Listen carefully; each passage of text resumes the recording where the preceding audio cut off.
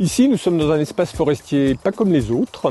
Nous sommes dans une réserve biologique. C'est un espace particulier au sein des forêts gérées par l'ONF. C'est la préservation de la biodiversité qui est à son plus haut niveau. Les réserves biologiques ont une double fonction, préservation d'un patrimoine naturel remarquable et puis une vocation d'espace d'études, d'observatoire mis à disposition des naturalistes et des scientifiques. Il y a deux types de réserves biologiques. D'une part, ce qu'on appelle des réserves biologiques dirigées. Ce sont des espaces dans lesquels on va avoir une gestion pour préserver certaines espèces qui, sans ça, risqueraient de régresser, voire de disparaître. Et d'autre part, des réserves biologiques intégrales, un espace forestier qui est soustrait de manière définitive aux exploitations forestières. Ce sont surtout les réserves biologiques intégrales qui ont une vocation particulière de laboratoire pour l'étude scientifique, le suivi de l'évolution naturelle de la forêt. Et si ces actions spécifiques peuvent être réalisées, c'est en particulier grâce à une mission d'intérêt général, dite MIG Biodiversité et Paysage, qui est confiée par l'État, par le ministère de l'écologie en l'occurrence,